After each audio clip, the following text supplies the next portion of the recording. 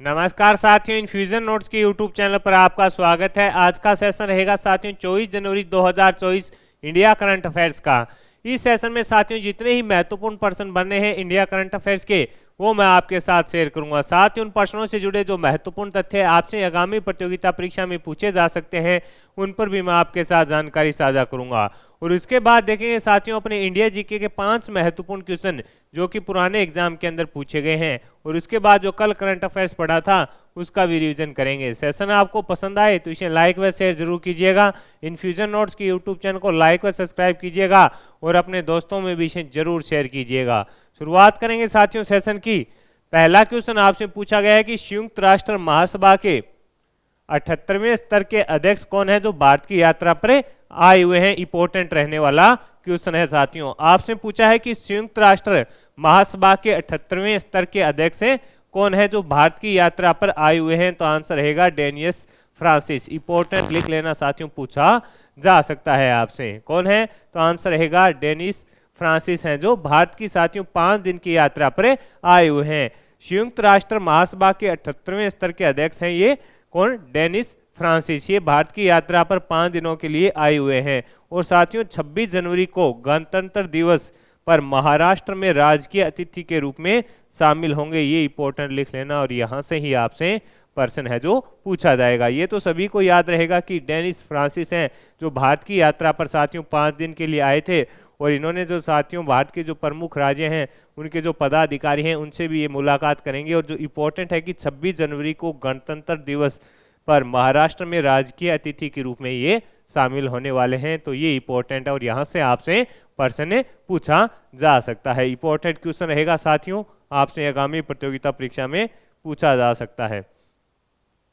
अगले क्वेश्चन पर बात करेंगे। अगला क्वेश्चन पूछा है कि एशियाई मैराथन चैंपियनशिप में धावक मान सिंह ने कौन सा पदक जीता है। ये भी इंपॉर्टेंट रहने वाला है। आपसे पूछा गया है कि एशियाई मैराथन चैंपियनशिप में धावक मान सिंह ने कौन सा पदक जीता है, तो आंसर रहेगा साथियों इन्होंने स्वर्ण पदक जीता है। कौन सा, तो आंसर रहेगा इन्होंने स्वर्ण पदक है जो अपने नाम में किया है। ये अपने को याद रखना है।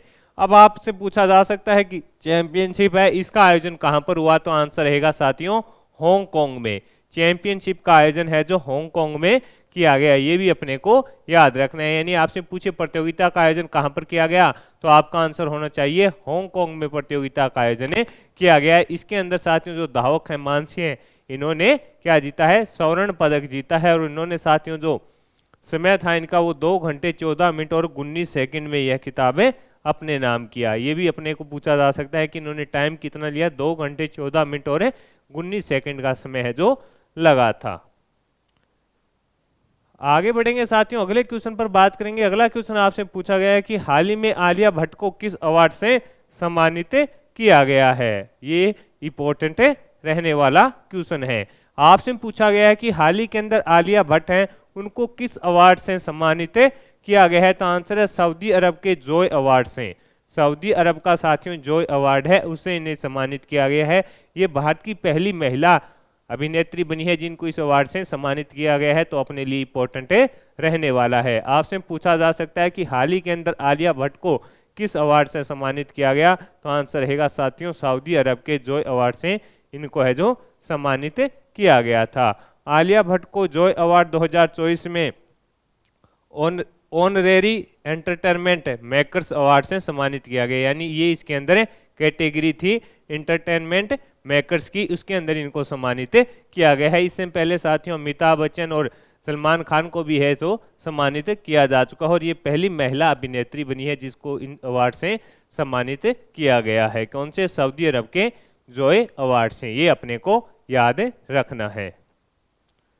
आगे बढ़ेंगे साथियों, अगले क्वेश्चन पर बात करेंगे। अगला क्वेश्चन आपसे पूछा गया है कि इंडियन ओपन बैडमिंटन टूर्नामेंट में पुरुष डबल्स का खिताब है जो किसने जीता है। इसे इंपॉर्टेंट है, लगा लेना, आपसे पूछा जा सकता है।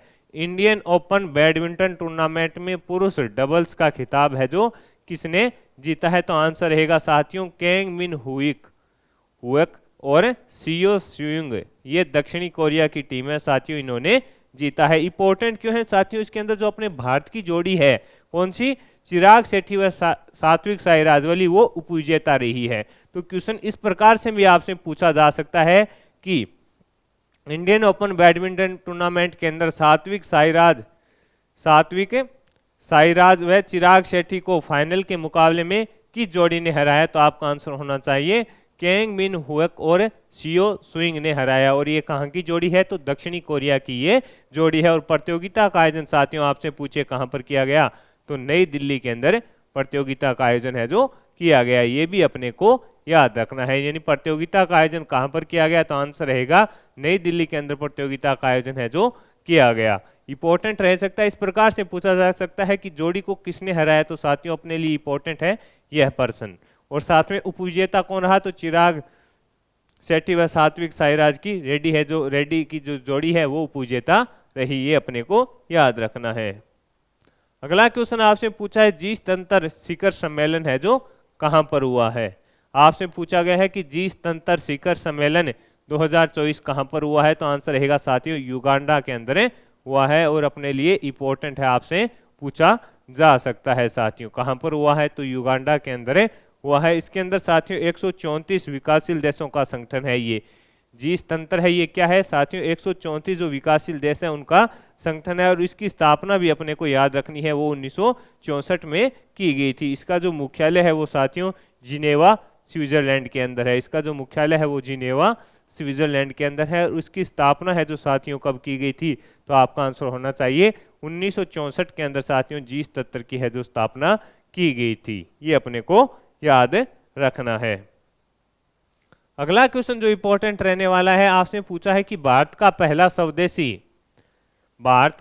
पहला स्वदेशी रूप से विकसित हेपेटाइटिस ए वैक्सीन का नाम क्या है, तो आंसर रहेगा हेविश्योर है जो हेपेटाइटिस ए की साथियों स्वदेशी रूप से विकसित की गई वैक्सीन है उसका नाम क्या है, तो हेविश्योर उसका नाम है रहने वाला है। इसको साथियों हैदराबाद के इंडियन इम्यूनोलॉजिकल्स लिमिटेड के द्वारा विकसित किया गया है। ये भी आपसे पूछा जा सकता है कि इसको किसके द्वारा विकसित किया गया है, तो इसको हैदराबाद के इंडियन इम्यूनोलॉजिकल्स लिमिटेड के द्वारा है जो विकसित किया गया है, ये अपने लिए इंपॉर्टेंट रहने वाला है, पूछा जा सकता है आपसे साथियों।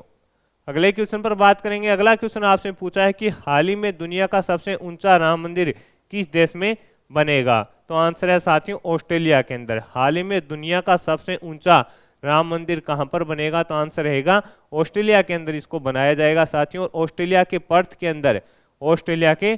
के अंदर इसको बनाया जाएगा। अभी इसकी घोषणा हुई है कि ऑस्ट्रेलिया के पर्थ के अंदर साथियों दुनिया का सबसे ऊंचा राम मंदिर है जो बनाया जाएगा, ये अपने लिए इंपॉर्टेंट रह सकता है। अगला क्वेश्चन आपसे पूछा गया कि हाल ही में केंद्रीय मंत्री सर्बानंद सोनोवाल ने कहां पर आयुष दीक्षा की आधारशिला रखी है। आपसे पूछा है कि हाल ही के अंदर केंद्रीय मंत्री सर्बानंद सोनोवाल ने कहां पर आयुष दीक्षा की आधारशिला है जो रखी है, तो आंसर रहेगा साथियों भुवनेश्वर के अंदर। कहां पर रखी है, तो आंसर हो जाएगा भुवनेश्वर के अंदर इसकी आधारशिला केंद्रीय मंत्री सर्बानंद सोनोवाल जी के द्वारा रखी गई है साथियों। इसका प्रमुख उद्देश्य रहेगा आयुर्वेद में प्रशिक्षण व शिक्षण प्रदान करना। यानी जो साथियों आपसे इसका उद्देश्य भी पूछे कि आयुष दीक्षा है उसका उद्देश्य क्या है, तो इसका उद्देश्य रहेगा आयुर्वेद में प्रशिक्षण व शिक्षण प्रदान करना, ये भी अपने को याद रखना है, आपसे पूछा जा सकता है साथियों। अगले क्वेश्चन पर बात करेंगे। अगला क्वेश्चन पूछा है कि हाल ही में किसने Assam brave heart Lachit Borphukan पुस्तक का विमोचन किया है, तो आंसर रहेगा साथियों अमित शाह के द्वारा इस पुस्तक का विमोचन किया गया है, ये अपने को याद रखना है। असम ब्रेव हॉट लोचित जो पुस्तक है उसका विमोचन किसके द्वारा किया गया, तो आंसर रहेगा केंद्रीय गृह मंत्री अमित शाह जी के द्वारा किया गया। और इसके लेखक कौन है, अरूप कुमार दत्ता, ये इंपॉर्टेंट है, आपसे पूछा जा सकता है कि इसके लेखक कौन है, तो साथियों तो आंसर रहेगा अरूप कुमार दत्ता इसके लेखक हैं। आगे बढ़ेंगे साथियों, अगले क्वेश्चन पर बात करेंगे। अगला क्वेश्चन आपसे पूछा है कि अयोध्या के राम मंदिर में प्राण प्रतिष्ठा हुई इस मंदिर का डिजाइन है जो किसने तैयार किया था, तो अपने लिए इंपॉर्टेंट रहने वाला है, तो आंसर रहेगा चंद्रकांत सोमपुरा जी के द्वारा साथियों राम मंदिर का है जो डिजाइन तैयार किया गया था। मूर्ति की जो ऊंचाई है साथियों वो 51 इंच या 4.24 फुट है। ये इंपॉर्टेंट है, कितनी, 51 इंच या 4.24 फुट, ये इंपॉर्टेंट है रहने वाली है। कितनी है, 51 इंच या 4.24 फुट ये रहने वाली है, और आपसे पूछा भी जा सकता है। और इसके साथियों चौड़ाई कितनी है, तो आंसर है चौड़ाई 3 फीट है। इस मंदिर के अंदर साथियों जो 5 मंडप और मूर्ति है जो बनी हुई है, उसको डिजाइन किसने किया है या तैयार किसने किया, तो अरुण योगी राज ने उसको तैयार किया है। ये भी अपने को याद रखना है। यानी आपसे पूछा जा सकता है कि मंदिर का डिजाइन किसने तैयार किया, तो चंद्रकांत सोमपुरा जी के द्वारा किया गया। जो मूर्ति है उसकी ऊंचाई 51 इंच या 4.24 फुट है, चौड़ाई 3 फीट है, और इस मंदिर के अंदर 5 मंडप हैं। मूर्ति को अरुण योगी राज ने तैयार किया है। अगला क्वेश्चन आपसे पूछा गया है कि पराक्रम दिवस कब मनाया गया, ये भी इंपॉर्टेंट है रहने वाला है कि पराक्रम दिवस कब मनाया गया, तो आंसर रहेगा साथियों 23 जनवरी को साथियों 2021 के अंदर साथियों केंद्र सरकार के द्वारा यह घोषणा की गई थी कि जो पराक्रम दिवस है वो 23 जनवरी को सुभाष चंद्र बोस के जन्म दिवस के अवसर पर मनाया जाएगा। तो साथियों ये महत्वपूर्ण क्वेश्चन हो गए अपने इंडिया करंट अफेयर्स के। अब अपने देखेंगे साथियों इंडिया जीके के 5 महत्वपूर्ण क्वेश्चन जो पुराने एग्जाम के अंदर आए हुए होंगे। पहला क्वेश्चन आपसे पूछा है कि बुद्ध की 80 फुट बड़ी प्रतिमा जो बोध गया में है किनके द्वारा निर्मित की गई थी, तो आंसर रहेगा साथियों जापानियों के द्वारा। ये इंपॉर्टेंट है रहने वाला है। बुद्ध की 80 फुट बड़ी प्रतिमा जो कि बोध गया में है किनके द्वारा निर्मित की गई थी, तो आंसर रहेगा जापानियों के द्वारा साथियों निर्मित की गई थी। थेरी गाथा ग्रंथ किस धर्म से संबंधित है, तो साथियों ये बौद्ध धर्म से संबंधित है। किस धर्म से संबंधित है, तो आंसर हो जाएगा बौद्ध धर्म से ये संबंधित रहने वाला है। ये अपने को याद रखना है साथियों।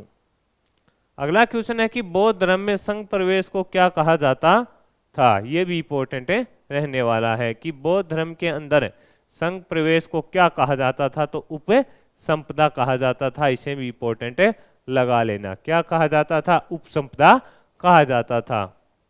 अगला क्वेश्चन आपसे पूछा है कि भारत में पहले जिस मानव प्रतिमाओं को पूजा गया वह किसकी थी, तो भगवान बुद्ध की थी साथियों। आपसे पूछा है कि भारत में पहले जिस मानव प्रतिमाओं को पूजा गया था वह थी, तो आंसर रहेगा भगवान बुद्ध की। ये इंपॉर्टेंट रहने वाला है और आपसे पूछा जा सकता है। अगला क्वेश्चन है कि योगाचार दर्शन संप्रदाय किससे संबंधित है, तो आंसर रहेगा महायान से ये संबंधित है। तो साथियों ये हो गए अपने इंडिया जीके के 5 महत्वपूर्ण क्वेश्चन। अब अपने साथियों जो कल करंट अफेयर्स पढ़ा था उसका भी रिवीजन करते हैं। कल हमने पढ़ा था कि हाल ही में मरणोपरांत वीरता के लिए प्रधानमंत्री राष्ट्रीय बाल पुरस्कार 2024 किसे दिया गया, आदित्य विजय ब्रह्महर्णे को।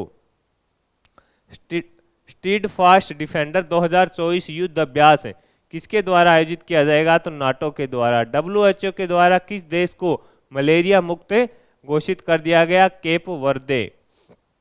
विंटर यूथ ओलंपिक 2024 में किस भारतीय खिलाड़ी ने भाग लिया है, तो आंसर रहेगा साथियों साहिल ने एकमात्र खिलाड़ी हैं जिन्होंने भाग लिया है। अगला क्वेश्चन है कि 9 साल बाद पारंपरिक भैंसों की लड़ाई मोहजूज का आयोजन कहाँ हुआ है, तो आंसर रहेगा असम के अंदर। 2015 के अंदर साथियों इस पर सुप्रीम कोर्ट ने रोक लगा दी थी।